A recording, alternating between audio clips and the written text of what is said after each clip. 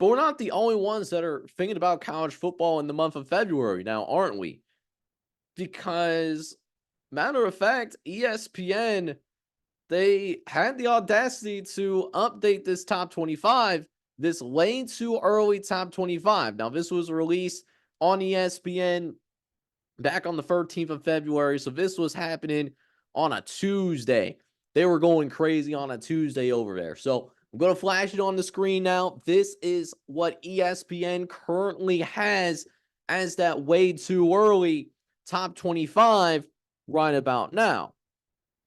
Now, what I wanted to take the opportunity to do is kind of give my thoughts and opinions on the matter of, do I think there's some teams that are either too high, or is there some teams out there that are disrespectfully too low? So let's jump right into that. Let's go ahead and jump into really this top five. Now, number one, I'm not surprised. I don't have any issue with it. Georgia being considered the number one team in the country. I do think that there is a path that Georgia is going to be the most complete team in college football next year. I didn't pick Georgia to win the national championship last year because I think there was too much inexperience at the quarterback position. Carson Beck has learned through painful losses in the SEC championship game that ultimately left Georgia outside of the top four of the college football playoff. Now, if we do have the 12-team playoff format, Georgia will be fine, but Carson Beck is going to be more experienced. He's learned from, his mistakes from the SEC championship, as well as a couple of close calls that happened in the regular season. And Kirby Smart, he's reloaded. Number one ranked recruiting class. He's also bringing in Trevor Etienne from Florida. Receivers London Humphreys, Colby Young, and Michael Jackson III, plus the tight end Benjamin Urasek from Sanford. Carson Beck is going to have some weapons. The loss of Brock Bowers is going to be felt, but that doesn't mean either that they are going to not have weapons this upcoming season. Georgia, I think, is going to be fine. I think they're going to be the most complete team in college football, at least as of right now. Things could change in the spring from transfer portal acquisitions from spring ball, and also maybe some unforeseen injuries as well. Ohio State at 2.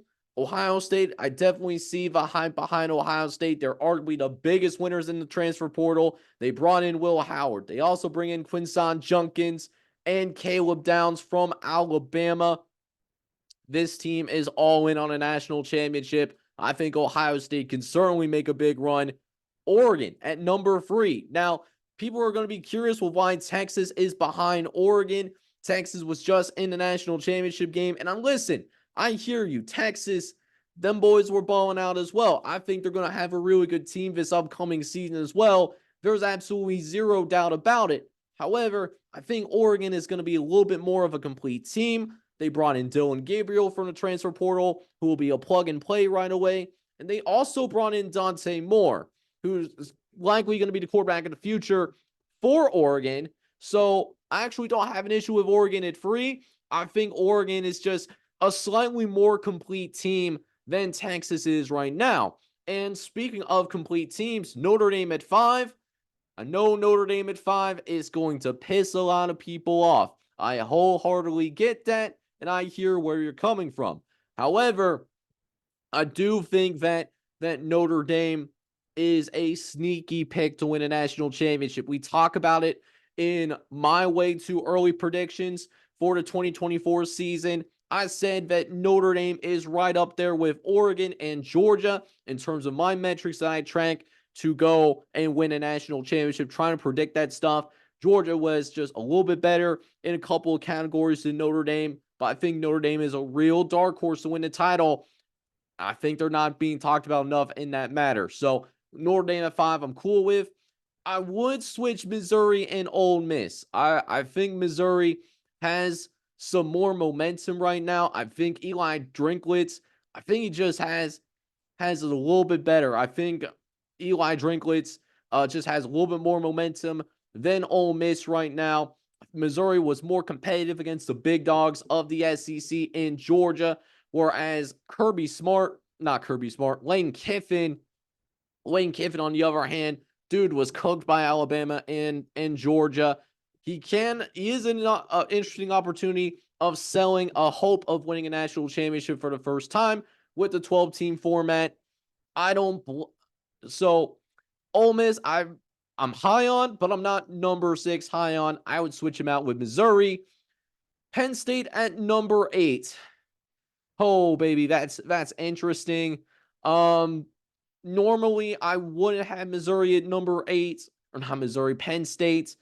I would have Alabama ahead of them if it wasn't for the retiring of Nick Saban. I'm curious to see what happens with Kalen DeBoer taking over. So Penn State and Alabama, I'm fine with. Looking through it, Michigan at 13, I think that's too high for me. I think Michigan at 13. Well, first of all, they are losing a significant chunk of their production to the NFL. They lost not only their head coach, but several assistants. So I think the team in general is going to be more inexperienced than what people realize. Plus, that coaching staff is not too experienced themselves. They did a lot of hiring from within, guys that are in spots that they're not used to. I I think if there's any team in the top 25 that could definitely fall out by the end of the season, I certainly think Michigan would be that team. They got to play Texas, USC, and Oregon, plus go on the road and take on Washington and Ohio State. I think Michigan is a contender to possibly fall out of that top 25. Florida State at 15. I would move Florida State up at least past Michigan in these rankings. Probably, I would move them up between Utah and Arizona. Florida State, listen, Florida State got screwed. They lost some of that sympathy, the way that the end of the season was with their drubbing against Georgia. But I think Coach Norvell is going to be pissed off. I have a feeling that Florida State is going to come into the season with bad intentions. I think Florida State is a top 10, borderline top 5 team in the country. So watch out for Florida State. Okay, what do we else got? Some other things happening around the country. We'll go towards the bottom here because I'm cool with a lot of these other rankings from 16 to 22. Towards the bottom. Okay, so Kentucky. Kentucky, I just don't think has a lot of momentum on its time right now. They've dropped 5 or more games in the past 4 or 5 seasons. I think there's some other teams that are more deserving. I would take Kentucky and Texas A&M out. I don't think so why not Miami? Miami, I know they had the same record posted as Kentucky and Texas A&M, even though the SEC is admittedly better than the ACC, but I think Miami has a positive direction going up.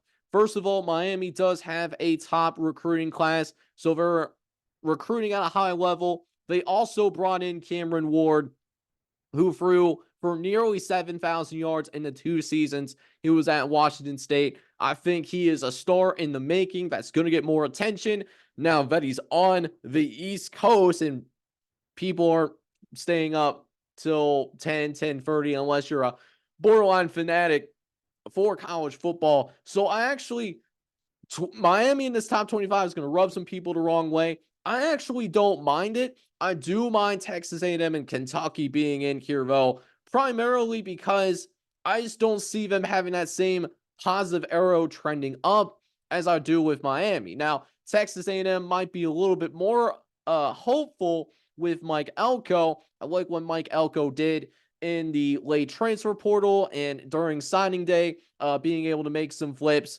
But I just got to see it to believe it, man.